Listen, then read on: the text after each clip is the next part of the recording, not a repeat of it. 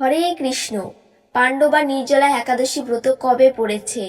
6 June 2025 নাকি 7 June 2025? কেউ বা বলছে 6 তারিখ, কেউ বা বলছে 7 তারিখ, কেউ বা বলছে শুক্রবার, আবার কেউ বা বলছে শনিবার। তো আজকে আমরা সঠিক দিন জানবো যে পাণ্ডবা নির্জলা একাদশী কবে পড়েছে। এই পাণ্ডবা নির্জলা একাদশী ব্রত এটি হচ্ছে জ্যৈষ্ঠ মাসের শুক্লপক্ষের নির্জলা একাদশী ব্রত। ভীমসেন, পঞ্চপাণ্ডবের অন্যতম ভীমসেন এ ব্রত পালন করেছে। বলা হয় এই জন্যই এর নাম পাণ্ডবা নির্জলা একাদশী ব্রত। আজকে আমরা পাণ্ডবা নির্জলা একাদশীর মাহাত্ম্য ও পালনের সময়সূচি সম্পর্কে জানব। কোন দিন এ ব্রত পালন করতে হবে সঠিক নিয়ম জানব।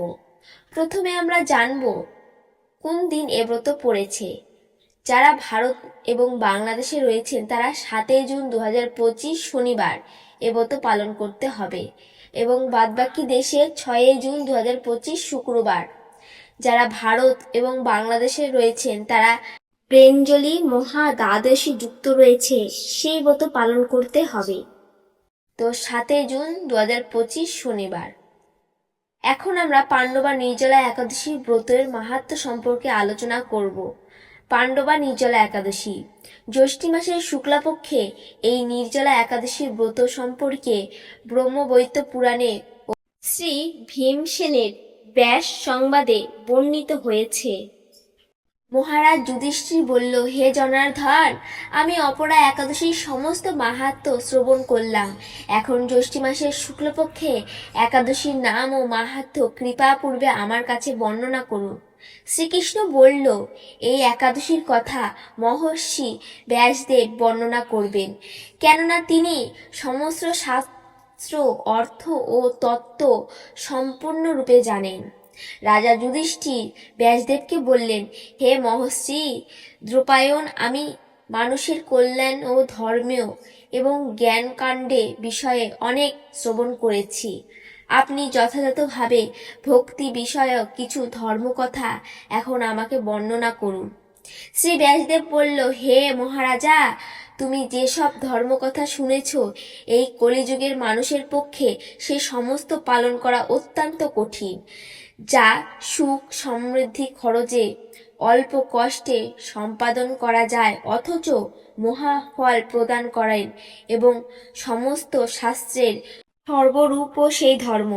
কলিযুগের মানুষের পক্ষে করা শ্রেয় সেই ধর্মকথা এখন আপনার কাছে বলছি। উত্তরপক্ষে একাদশীর দিন ভোজন না করে উপবাস ব্রত করবেন। দ্বাদশীর দিন স্নান করে শুচি শুদ্ধ হইয়া নিত্যকৃত্য সমাপন করিয়া শ্রীকৃষ্ণের অর্চনা করবেন। এরপরে ব্রাহ্মণদেরকে প্রসাদ ভোজন করাবেন। অশৌচি আদিতেও এ ব্রত কখনোই ত্যাগ করা উচিত নয়। যে সকল ব্যক্তিরা স্বর্গে যেতে চান তারা সারা জীবন এই ব্রত পালন করা উচিত। পাপ কর্মে রত ও ধর্মহীন ব্যক্তিরাও যদি এই একাদশীর দিনে ভোজন না করে তবে তারা যম যাতনা থেকে রক্ষা পায়। শ্রী ব্যাসদেবের এসব কথা শুনে গদাধর ভীম অশ্বত্থ পাতার মতো কাঁপতে কাঁপতে বলতে লাগলেন, হে মহাবুদ্ধি পিতামহ, মাতা কুন্তী, দ্রৌপদী, ভ্রাতা যুধিষ্ঠির, অর্জুন, নকুল ও সহদেব এরা কেউ একাদশীর দিন ভোজন করেন না। আমাকেও অন্নদি গ্রহণ করতে নিষেধ করে, কিন্তু দুঃখসহ ক্ষুধা তৃষ্ণার জন্য আমি উপবাস করতে পারি না। ভীমসেনের এইরকম কথায় ব্যাসদেব বলতে লাগলো, যদি স্বর্গের দিব্য ধাম তোমার একান্ত ইচ্ছা থাকে তবে উত্তরপক্ষে একাদশী ভোজন করবেন না। তদুত্তরে ভীমসেন বলল, আমার নিবেদন এই যে উপবাস তো দূরের কথা, দিনে একবার ভোজন না করে থাকা আমার পক্ষে অসম্ভব, কারণ আমার উদরে বৃক নামক এক অগ্নি রয়েছে। ভোজন না করলে কিছুতেই সে শান্ত হয় না। তাই প্রত্যেকটি একাদশী পালনে আমি একেবারেই অপারগ। হে মহর্ষি, বছরে একটি মাত্র একাদশী পালন করে যাতে আমি দিব্য ধাম লাভ করতে পারি এমন কোনো একাদশীর কথা আমাকে নিশ্চিত করে বলুন। তখন ব্যাসদেব বলল, জ্যৈষ্ঠী মাসের কৃষ্ণপক্ষে একাদশী তিথিতে জলপান পর্যন্ত না করলে সম্পূর্ণ উপবাস থাকলে তবে অচামন দোষ হবে না। এই দিনে অন্নদি গ্রহণ করলে ব্রত ভঙ্গ হয়। একাদশীর দিন সূর্য উদয় থেকে দ্বাদশীর সূর্যাস্ত পর্যন্ত জলপান বর্জন করলে অনায়াসে 12টি একাদশীর ফল লাভ হয়। বছরের অন্যান্য একাদশী পালনে অজান্তে যদি কখনো ব্রত ভঙ্গ হয়ে যায়, তাহলে এই একটি মাত্র একাদশী পালনে সেই সব দোষ দূর হয়। দ্বাদশীর দিন ব্রহ্ম মুহূর্তে স্নান কার্য সমাপ্ত করিয়া শ্রীহরির পুজো করবে। সদাচারী ব্রাহ্মণদেরকে বস্ত্রদান সহ ভোজন করিয়া আত্মীয় স্বজনদের সঙ্গে নিয়া ভোজন করবে। এরূপ একাদশী ব্রত পালনে যে প্রকার পুণ্য সঞ্চয়িত হয়, এখন তা শ্রবণ করি। সারা বছরে সমস্ত একাদশীর ফল এই একটি মাত্র একাদশীর উপবাসে লাভ করা যায়।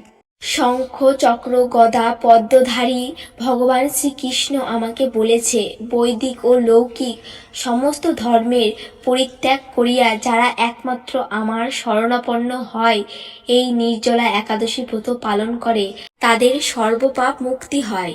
বিশেষত কলিযুগের ধন সম্পদ দায়নের মাধ্যমে, সদ্গতি বা সমৃদ্ধ সংস্কারের মাধ্যমে যথাযথ কল্যাণ লাভ হয় না। কলিযুগে দিব্য শুদ্ধি নেই, কলিতে শুদ্ধি সংস্কারের বিন্দুমাত্র নেই। তাই বৈদিক ধর্ম কখনোই সম্পূর্ণ হতে পারে না।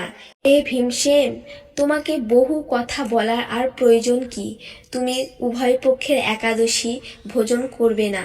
যদি তাতেও অসমর্থ হও, তাহলে জ্যৈষ্ঠী মাসের শুক্লপক্ষে একাদশী অবশ্যই নির্জলা উপবাস করবে।